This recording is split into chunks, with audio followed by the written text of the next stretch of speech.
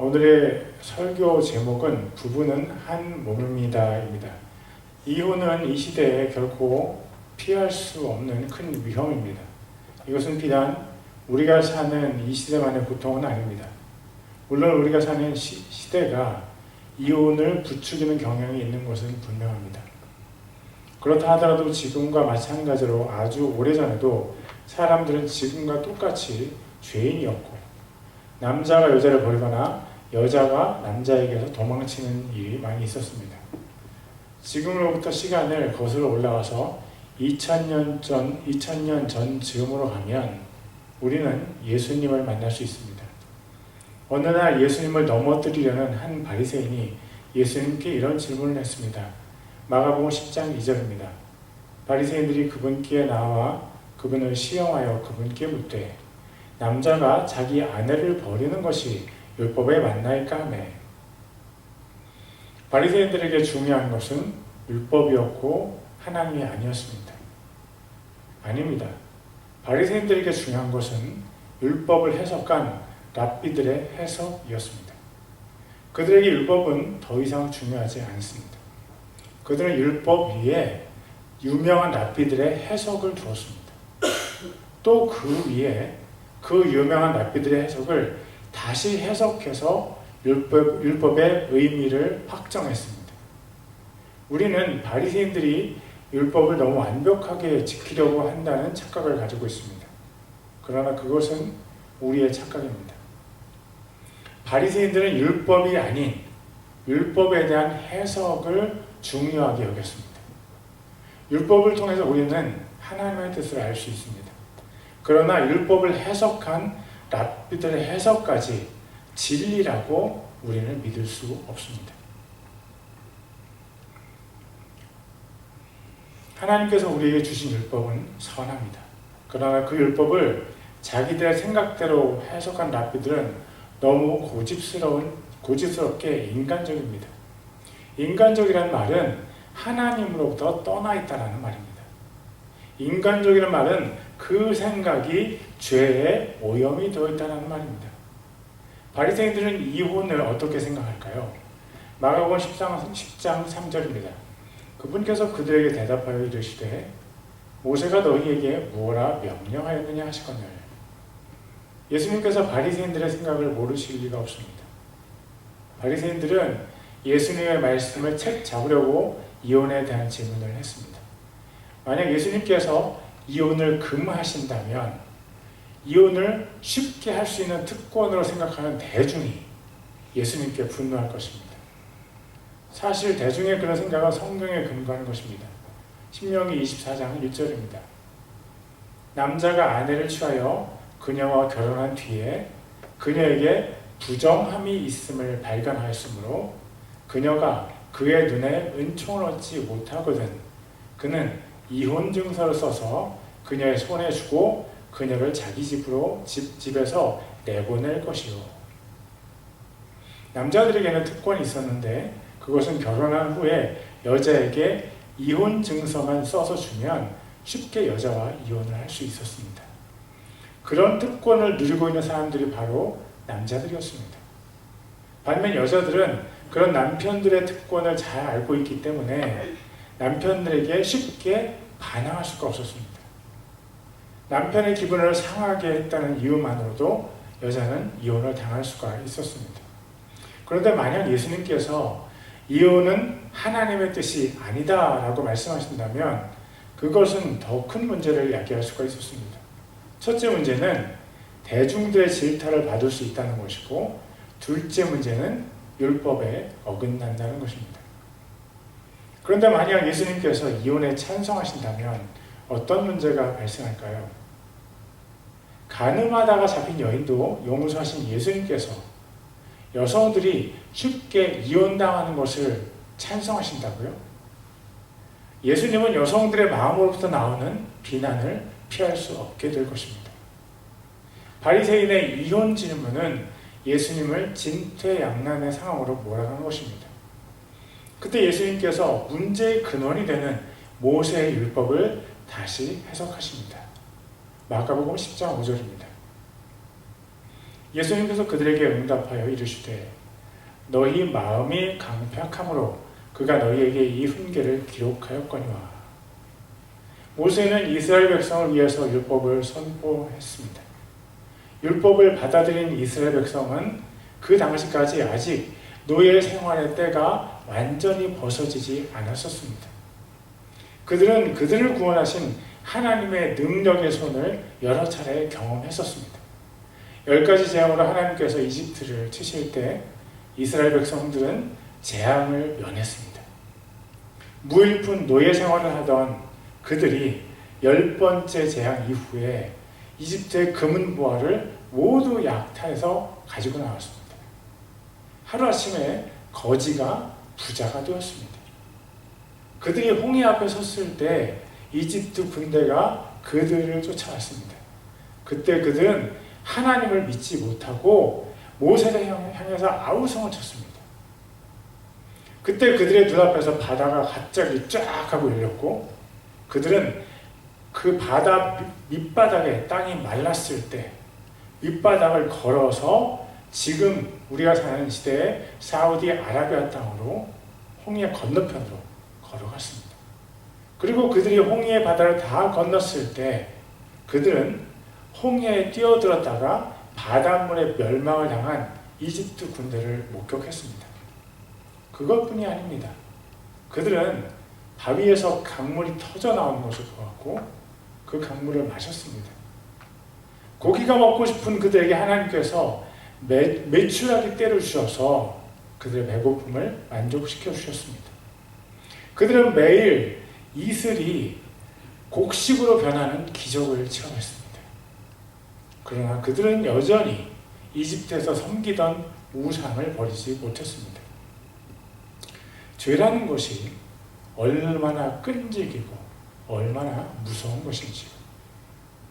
로마서 7장 20절에서 바울은 자기 속에서 살아 역사하는 죄의 활동을 정확하게 묘사했습니다. 이제 내가 원치 아니하는 그것을 내가 행하면 그것을 행하는 자가 더 이상 내가 아니요 내 안에 거하는 죄인이라. 이스라엘 백성은 성인 남자만 60만 명, 여자와 노인과 아이들까지 합하면 200만 명 또는 300만 명이 되었을 수도 있습니다. 그들 안에서 역사하는 죄의 소욕이 얼마나 강력했는지요.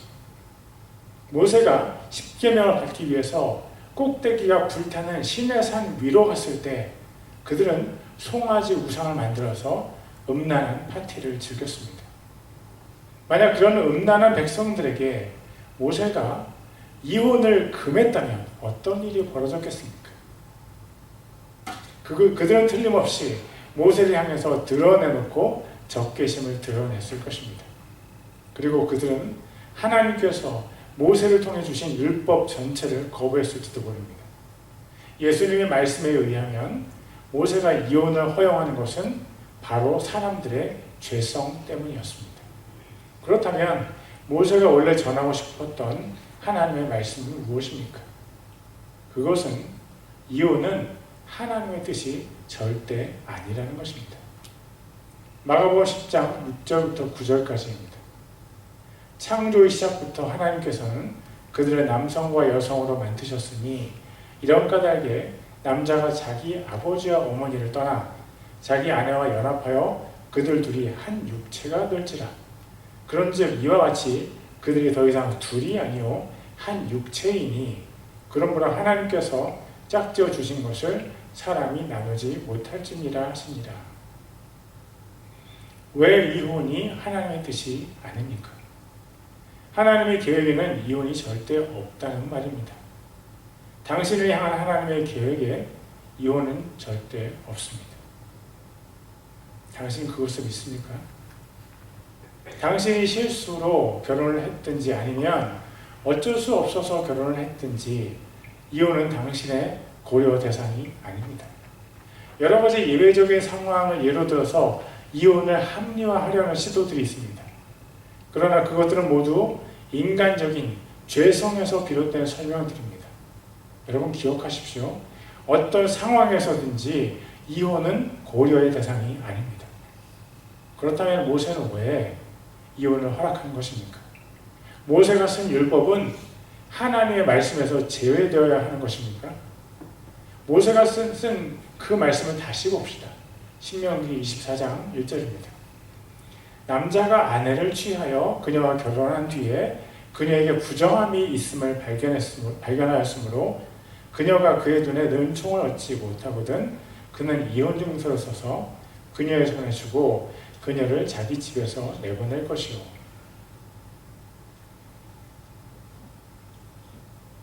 모세는 분명하게 이혼의 한 가지 사유를 우리에게 제시했습니다. 그녀에게 부정함이 있음을 발견하면 이혼해도 된다. 모세가 말한 여자의 부정함이 무엇을 말할까요? 어떤 사람은 이 부정함을 불륜으로 봅니다. 또 다른 사람들은 이것을 불륜이 아닌 남편이 좋아하지 않는 아내의 어떤 것들로 봅니다. 저는 모세가 말한 아내의 부정함은 불륜이라고 생각합니다. 제가 그렇게 생각하는 이유는 바로 이혼에 대한 예수님의 가르침과 일맥상통한다는 이유입니다. 예수님께서는 불륜이 있을 경우 이혼을 허락하셨습니다. 마태복음 5장 32절입니다. 나는 너희에게 이르노니 누구든지 음행이 아닌 다른 이유로 자기 아내를 버리는 자는 그녀로 하여금 간음하게 하며 또 누구든지 이혼당한 여자와 결혼한 자는 간음하느니라.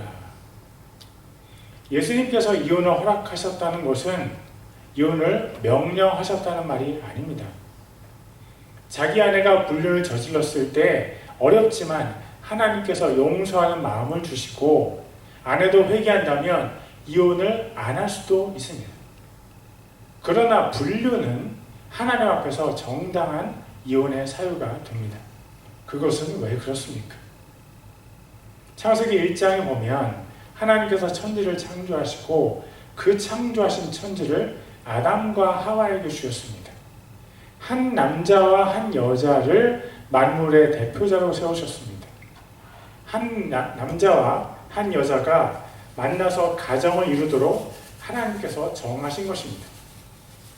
그 남자와 여자를 통해서 다음 세대가 태어나고 인류의 역사가 형성되도록 하나님께서 계획하셨습니다. 그래서 남자나 여자가 서로 결혼할 때는 각자의 부모로부터 확실하게 떠나야 합니다. 먼저 남자나 여자가 육체적으로 자기 부모와 떠나야 합니다. 그리고 정신적으로 마지막으로 영적으로 부모님으로부터 독립해야 합니다. 독립이 안 된 사람들이 만나서 결혼을 하면 서로의 가정 때문에 많은 갈등이 시작됩니다. 부모로부터 잘 독립한 두 사람이 결혼을 하면 불필요한 갈등을 덜 겪게 됩니다. 사람들이 말하기를 한 남자와 한 여자가 만나서 마음이 하나 되면 좋다고 합니다.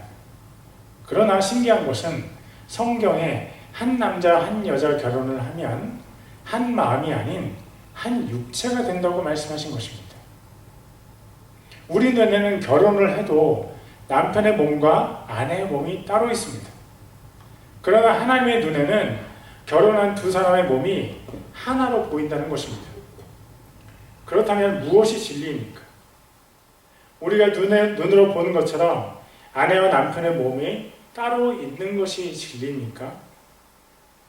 아니면 성경의 표현대로 아내의 몸과 남편의 몸이 결합되어서 하나인 것이 진리입니까? 물론 성경이 진리입니다. 하나님께서 말씀하셨습니다.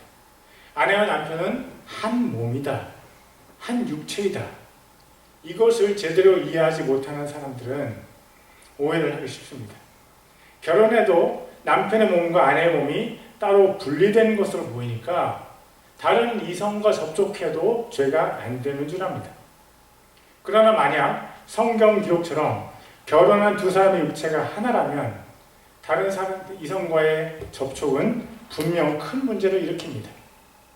그것은 결혼한 두 사람의 육체 하나됨을 파괴하는 심각한 범죄입니다. 그것은 사람들에게 피해를 주는 범죄임과 동시에 하나님 앞에서도 큰 죄를 짓는 것입니다. 하나님께서 결혼이라는 제도를 통해서 두 사람을 한 육체로 만드셨습니다. 여러분은 그것을 믿으십니까? 제가 여러분을 축복합니다. 결혼한 두 사람이 한 육체라는 것을 보는 믿음의 눈이 열리기를 축복합니다. 두 사람이 한 육체가 되었는데 한 사람이 불륜을 저질렀다고 가정해 봅시다. 그렇다면 그 사람의 불륜으로 말미암아 부부의 하나됨이 더럽혀진 것입니다. 그래서 그런 경우에만 이혼이 허락된 것입니다. 그런 의미에서 예수님의 제자들이 예수님께 따로 질문했을 때 예수님께서 하신 대답도 이해가 됩니다. 예수님의 제자들은 예수님께서 대중을 상대하여 대답하신 후에 집에 돌아가서 자주 예수님께 다시 그 질문을 드렸습니다. 이때도 마찬가지였습니다. 마가복음 10장 10절입니다. 집에서 그분의 제자들이 다시 같은 문제에 대하여 그분께 여쭈니 그때 예수님께서 이렇게 대답하셨습니다. 마가복음 10장 11절과 12절입니다. 그분께서 그들에게 이르시되 누구든지 자기 아내를 버리고 다른 여자와 결혼하는 자는 그녀를 대적하여 간음하며 또 여자가 자기 남편을 버리고 다른 남자와 결혼하면 간음하느니라 하시니라. 제자들은 아마도 이혼 후에 다른 사람과 재혼하는 것을 여쭤보았던 것 같습니다. 지금 우리가 사는 사회 상식으로는 도저히 이해하기 어려운 말씀을 예수님께서 하셨습니다. 이혼한 후에 재혼하는 것은 간음이다. 와우, 정말입니까? 시대는 시간이 흐를수록 더 악해져만 갑니다. 그러나 하나님의 말씀은 시간의 흐름에 따라가지 않고 언제나 그 자리를 우직하게 지키고 있습니다. 그래서 하나님의 말씀이 진리요 기준이 될 수 있습니다. 등대가 바다 위에 둥둥 떠다니면 등대 역할을 할 수 없습니다. 등대는 땅 위에 언제나 그 자리를 변함없이 지키고 서 있어야만 비로소 등대라고 할 수 있습니다.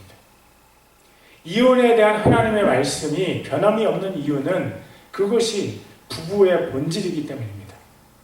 남편과 아내는 한 마음이 아니라 한 몸입니다. 남편과 아내를 한 몸으로 만드신 분이 바로 하나님이십니다. 그러므로 어느 누구도 남편과 아내를 다시 두 개로 떼어놓을 수 있습니다. 이혼하면 두 사람이 한 몸이 떼어져서 다시 두 몸이 될까요? 만약 한 몸이 이혼해서 두 몸으로 다시 회복된다면 재혼하는데 아무 문제가 없습니다. 그러나 하나님께서 하나 만드신 육체는 절대로 다시 두 개로 회복되지 않습니다. 여기 제 앞에 커피가 우유가 있습니다. 제가 커피에 우유를 섞으면 카페 라떼가 됩니다. 여기는 어떤 분이든지 카페 라떼를 다시 우유와 커피로 분리할 수 있는 분이 있습니까?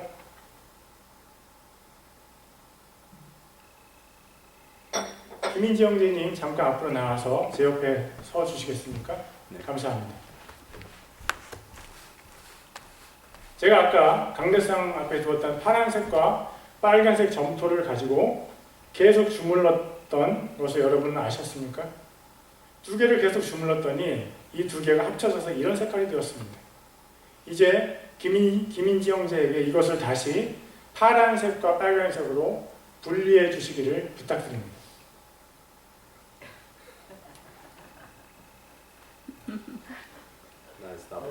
오케이. 땡큐. 못합니다. 왜 못합니까? 두 개가 한 개로 섞여졌기 때문입니다.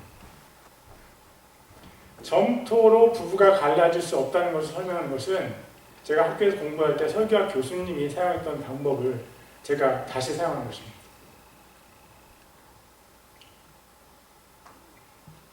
여러분, 결혼한 두 사람은 한 육체가 되었습니다.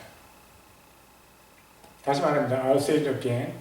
결혼한 두 사람은 한 육체가 되었습니다. 하나님께서 남자의 육체와 여자의 육체를 하나로 만드셨는데 그것이 우리 눈에는 두 개로 보입니다. 그러나 만약 우리가 하나님의 사람이라면 우리는 믿음의 눈으로 보아야 합니다. 만약 여러분이 예수님께서 여러분의 죄를 위해서 죽으셨다는 것을, 십자가에서 죽으셨다는 것을 믿을 수 있다면 여러분은 남편과 아내의 육체가 하나로 합쳐졌다는 것을 믿을 수 있습니다.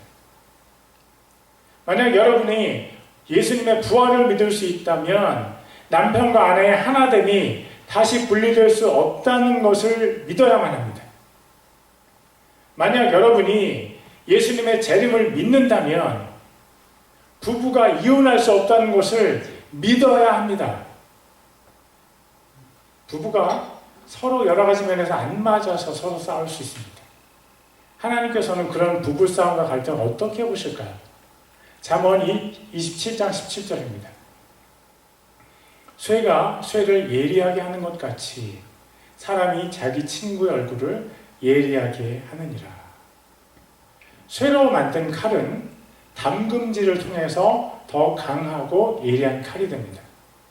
그래서 명검은 담금질을 여러 번 하면서 더 강한 철로 칼을 내리쳐서 칼을 강하게 만듭니다. 배우자는 서로 부딪히면서 갈등하면서 서로를 더 날카로운 칼이 되도록 도와줍니다. 배우자의 조언을 잘 들을 줄 아는 사람은 자기 자신이 못 보는 면을 다듬을 수 있습니다.